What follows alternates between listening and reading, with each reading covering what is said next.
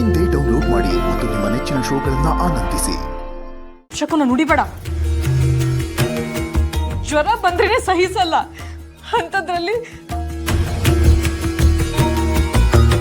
ಸರಿ, ಜ್ವರನೇ ಬಂತು ಅಂತ ಇಟ್ಕೋ ಬಿಡು. ಇಲ್ಲ ಇಲ್ಲ, ಇನ್ನು ಮುಂದೆ ಬರಲ್ಲ. ಹಿಂದೆ ಬಂದಾಗ ಏನ್ ಮಾಡ್ತಿದ್ದೆ? ಔಷಧಿ ಕೊಡ್ತಿದ್ದೆ. ಜ್ವರ ಕಡಿಮೆ ಆಗದೆ ಇದ್ದಾಗ ಅವಲಕ್ಕಿ ಮಾಡಿ ಕೃಷ್ಣನ್ ದೇವಸ್ಥಾನಕ್ಕೆ ಹೋಗಿ ನೈವೇದ್ಯ ಅರ್ಪಿಸಿ ಅದನ್ನ ತಂದು ನಿನ್ ಕೊಡ್ತಿದ್ದೆ. ಅದ್ ತಿಂದ ತಕ್ಷಣ ನಿನ್ ಜ್ವರ ಕಡಿಮೆ ಆಗ್ತಿತ್ತು. ಸಾಕಾ? ಈಗ ಬಾಯಿ ಮುಚ್ಕೊಂಡ್ ಬಿದ್ಕೋ. ಬಿದ್ಕೊಳ್ಳೋ, ನಾನು ಬಾರಿಸ್ಬಿಡ್ತೀನಿ.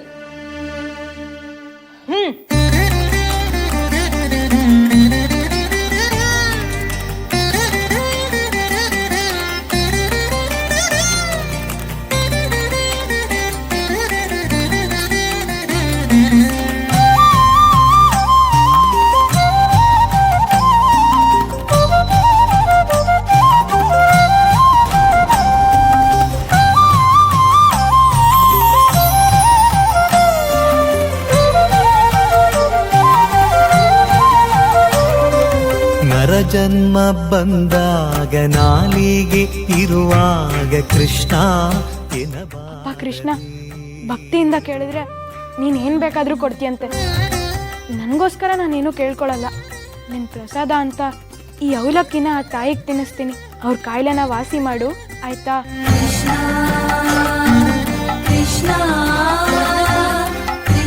ನಾನು ಹೇಳಿದ್ದೆಲ್ಲ ನೆನಪಿರ್ಲಿ.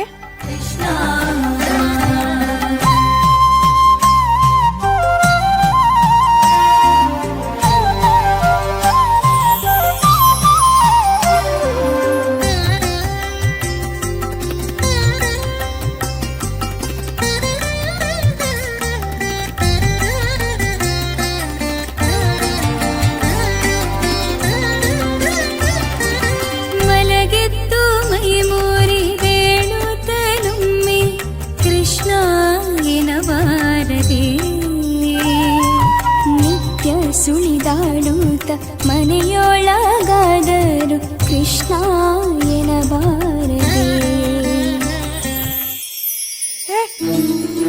ಏನ್ ಮಾಡ್ತಾ ಇದೀಯ ನೀನು? ಅವಲಕ್ಕಿ ತಿಂತ ಇದ್ದೀನಿ. ಕೃಷ್ಣನ್ಗೆ ನೈವೇದ್ಯ ಇಟ್ಟಿದ್ದನ್ನ ನೀನ್ ತಿಂತಿದ್ಯಲ್ಲ, ಯಾರ್ ನೀನು? ಅರೆ, ನಾನ್ ಗೊತ್ತಿಲ್ವಾ ನಿಂಗೆ? ನಾನು ಕಿಟ್ಟಪ್ಪ. ಅವನು ದನ ಮೇಯಿಸೋನು, ನಾನು ದನ ಮೇಯಿಸ್ತೀನಿ. ನೈವೇದ್ಯ ಆದ್ಮೇಲೆ ಅದು ಪ್ರಸಾದನೇ ತಾನೆ, ಅದಕ್ಕೆ ತಿನ್ನಪ್ಪ. ತಪ್ಪ ಅಲ್ಲ, ನಾನ್ ತಿಂದ್ರೆ ಸಾಕಪ್ಪ ಅಂತ ಜನರೆಲ್ಲ ತಂದಿಲ್ಲಿ ಇಟ್ಟು ಹೋಗ್ತಾರೆ. ನೀನ್ ನೋಡಿದ್ರೆ ನನ್ಗೆ ಗದರ್ತಿದ್ಯಲ್ಲ. ನೀನ್ ತಿನ್ಲಿ ಅಂತ ಯಾರು ಇಡಲ್ಲ.